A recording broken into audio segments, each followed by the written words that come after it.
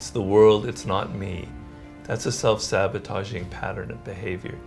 Because if you're always pointing fingers at other people and blaming them, you're never going to learn from your experiences. How do we understand the strength of someone's character, whether they're toxic, whether they have high values, besides this, the things that we can see of like, okay, they broke their word or they're negative or things like that. How do we really determine someone's character? Well, the first thing you have to do, the most important thing is to realize that determining people's character is the most important thing that you have to do in judging them. So normally we think if someone's very charming, that's great, or if they're really good looking, or if they're very successful. So if we're looking, let's say we're looking for a business partner, or a romantic partner, or a colleague to work with, we're going to base our decision on those kinds of appearances. Like people can be very good at deceiving you with being very charming and flattering, or they have a brilliant resume, and you'll be seduced by that. And what you want to do, the first step in that law is to say, no, that's not how I'm going to judge people. My main value is their character and the strength of their character. And character is something from deep, deep, deep within. The word character comes from the Greek chairos, which means to carve. And character is something really deeply carved inside the person. Wow. It's who they are at their core. It creates patterns of behavior that they can't even really control. It's who they are genetically. It's who they are from the early values of their parents. So you want to connect to that. You want to see that. It's not immediately visible to you because people will disguise their character. You want to see that and you want to value it more than anything else. And what you want are people with strong character. And what that means is people, they have an expression for metal, they call it tensile, where a metal is stronger if it can give a little bit. And because if something is too rigid, it breaks. So you want people who are adaptable, who can be fluid, who aren't weak, because that metal isn't weak, who have an inner strength and a core to them, but they can bend, they can learn, they can adapt, they can change. You want to see people who are empathetic, who know how to get along with other people. So if you have two people to choose and one has a glittering resume, but the other person understands human nature and is superior in a social sense and can also has a good work ethic, you choose that other person. You don't choose necessarily the person with that glittering resume. And so one of the things you look for are patterns in judging their character, because people reveal themselves in the past. They reveal who they are through their actions. They try and disguise it, but they reveal it. So I say in that chapter, nobody ever does anything once. So let's say you have a friend who does something kind of nasty to you. They talk behind your back. Then they'll say, oh, Robert, that was just, something came over. That isn't me. I'm sorry about that. That just happened. Circumstances made me do that. And you'll be likely to believe them. But the fact is, if they've done that once, they've probably done it many times. If people gossip and you hear them gossiping about other people, they'll probably eventually gossip about you. So you want to be able to look at people's patterns and look at their past and see trends and understand that if they've done certain things in the past, they will continue to do them because we humans have compulsive behavior. We are compelled to repeat the same mistakes over and over and over again. How do we stop that pattern? If we recognize it within ourselves, my character's been off. I've been doing something, for years a certain way that I don't want to do anymore. How do we do it so we can strengthen our character, but also say, I believe this other person can have a stronger character through breaking a pattern? Or is it just not possible? Of course it's possible. At the end of every chapter, I show you how you can turn this potentially negative quality into a positive quality.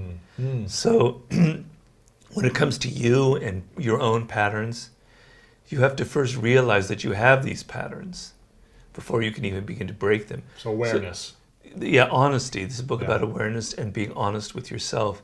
If you don't admit that you have these patterns, then you can't possibly break them. I know in writing books, I have terrible, terrible patterns. Like what?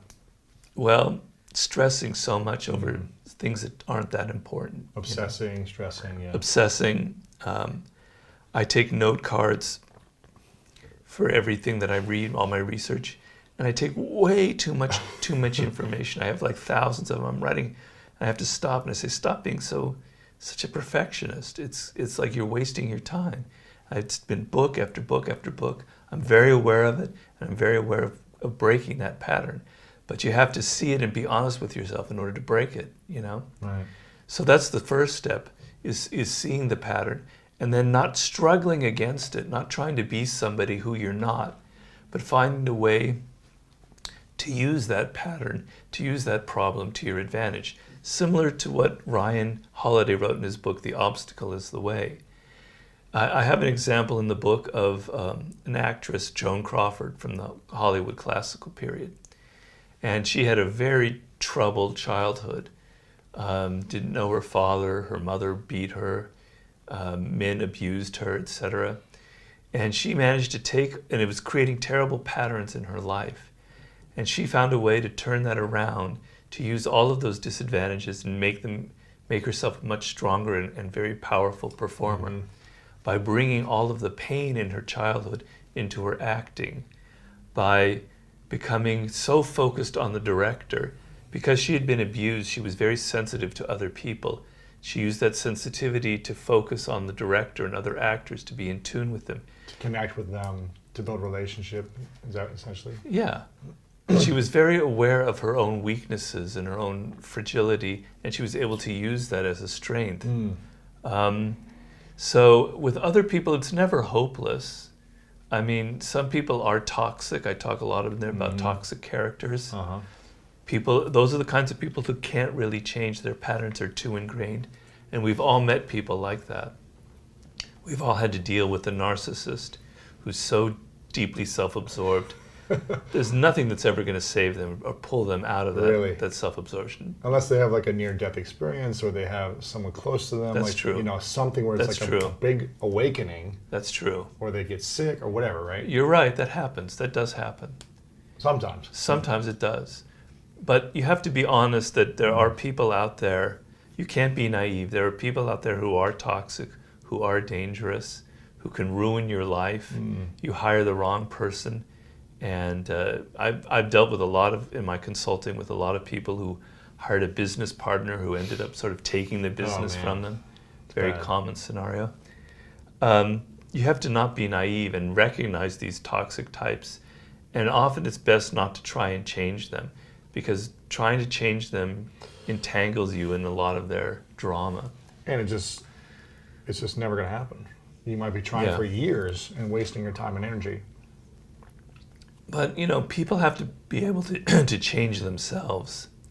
You know, they have to be motivated. You can help illuminate some of their patterns and their problems, but it has to come from within. Yeah. Now you talk about the law of self-sabotage.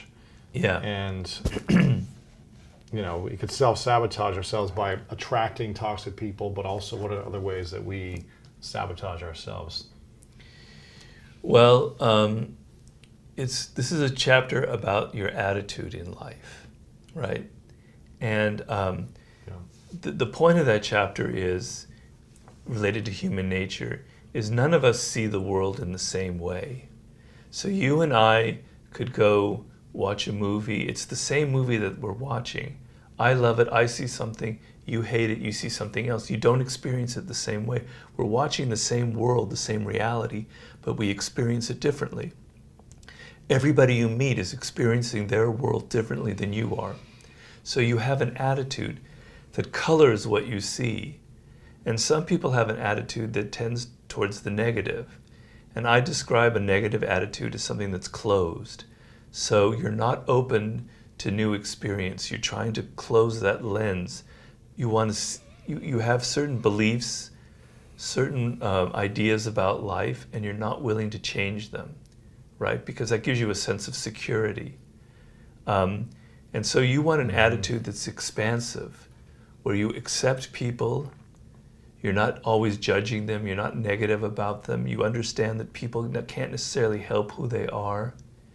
You're open to change. You're open to having adventure, And that kind of attitude kind of gives you a certain degree of freedom, so that the worst thing can happen to you and you're able to transform that into something good.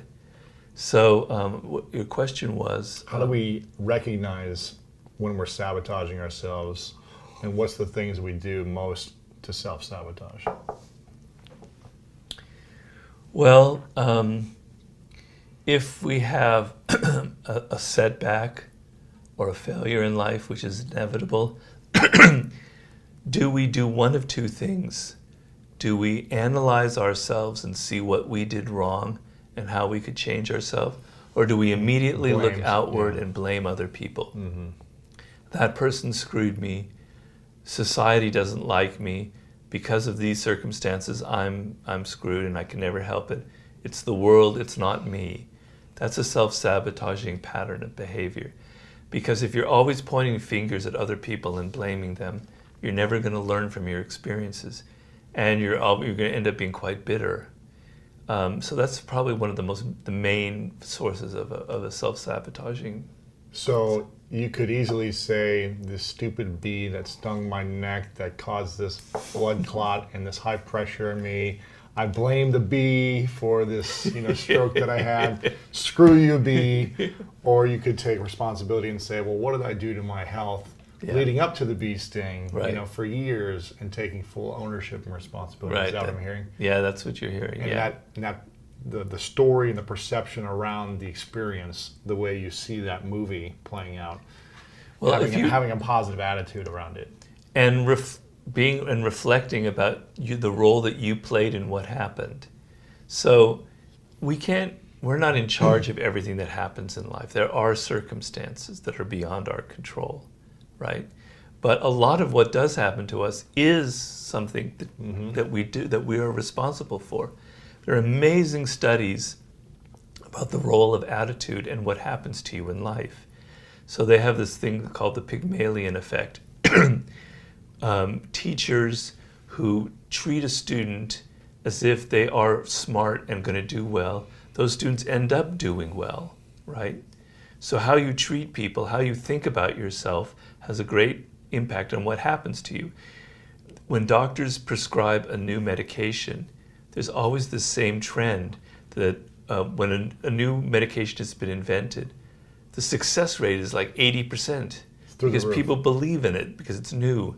And then like 2 years later, it starts going down because it's not, it's a placebo effect. So if you believe something is going to work, if you believe that you are great and you deserve good things, that you are a good student, you will end up making those things happen. So how you look at yourself will often determine what ends up happening to yourself. So if you're talking about what causes self-sabotage, if you go through life thinking, God, I'm not really that good, there's something wrong with me. I don't really deserve good things. I don't deserve to have a lot of success or to have a lot of money. People read that off of you. A major theme in this book is that we are masters at reading people's body language and nonverbal behavior. So when somebody feels that they don't deserve things, it's kind of an off-putting quality in them, and it pushes people away. So you create self-fulfilling dynamics by how you look at yourself and your attitude. I had a chapter in the 48 Laws of Power called Think Like a King to be Treated Like One. And there's a story of Christopher Columbus, who came from dirt poor poverty, but imagined that he was royalty. And by imagining that, people started treating him like that. And as they treated him like that, he felt even more kind of greater about himself. And he was able to convince the king of Portugal to give him these ships, when in fact he was sort of a mediocre captain. So your attitude and how you think about yourself will sort of determine how people treat you and what happens in life. If you're looking for more greatness in your life, make sure to check out this video right here. And also check out our free PDF, The 3 Secrets to Unlock the Power of Your Mind to help you change your life. Download it right here. We're so attached to what we see in life, to what's in front of us, to what the appearances people have, to their masks they wear. And I want you to think of what isn't there.